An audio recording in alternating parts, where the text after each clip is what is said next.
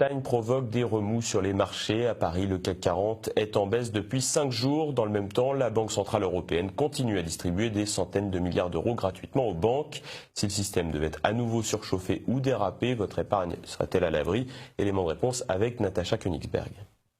Cela fait des mois que circulent sur Internet, dans les médias de réinformation et depuis peu dans les médias officiels, des articles expliquant que les banques pourront se servir sur votre compte pour éviter la faillite. Tout cela est absolument vrai. Une directive européenne fixe les règles de sauvetage d'une banque en cas de difficulté. D'abord, ce sont ses actionnaires qui seront mis à contribution. Si cela ne suffit pas, les obligations émises par la banque verront leur valeur réduite ou bien elles seront carrément annulées afin de désendetter la banque. Enfin, si tout cela ne suffit toujours pas, la banque pourra ponctionner les comptes de ses clients. C'est arrivé à Chypre en 2013. Les principales victimes de ce plan de sauvetage étaient des clients russes qui mettaient à l'abri une partie de leur patrimoine financier à Chypre à cause des taux d'intérêt faramineux servis par les banques locales. Mal leur en a pris. Par ailleurs, des fonds de garantie existent. Le fonds de résolution unique, mis en place à l'échelle de l'Europe, espère disposer de 50 à 60 milliards d'euros d'ici 4 ans pour pouvoir intervenir dans le sauvetage d'une banque. 50 à 60 milliards, cela paraît beaucoup. Mais c'est en fait très peu, ridicule même. Quand la bulle des subprimes a explosé aux États-Unis, en 2008, ce sont des centaines de milliards de dollars qu'il a fallu mobiliser en quelques heures pour renflouer les banques. Autant dire que la fameuse garantie des dépôts, jusqu'à 100 000 euros, est une utopie complète. Elle jouera si une seule banque, isolément, est en difficulté et si elle n'est pas trop grosse. Mais si plusieurs banques mordent la poussière en même temps, votre argent disparaîtra avec elle. Donc, à la question « Votre épargne est-elle à l'abri à la banque ?», la réponse est évidemment et forcément non.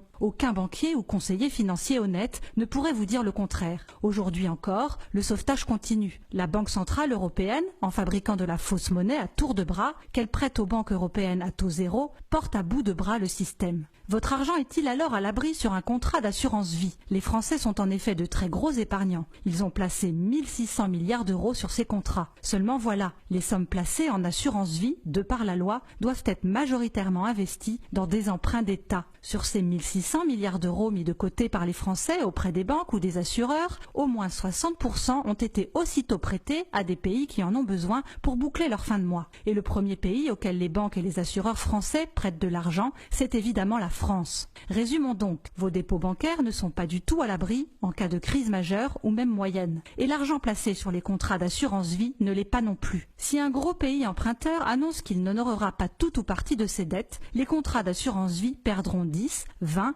30% de leur valeur d'un seul coup sans que rien ni personne ne puisse rien y faire. C'est pour cela que depuis des mois, tout est fait pour chasser l'argent liquide de l'économie, en passant à 1000 euros maximum le montant des achats que l'on peut effectuer en liquide, en faisant disparaître le billet de 500 euros. Ce n'est pas un hasard si l'or est redevenu à la mode depuis quelques mois. Il a encore pris 2,25% en une semaine. Dans le même temps, la bourse de Paris a perdu près de 6%.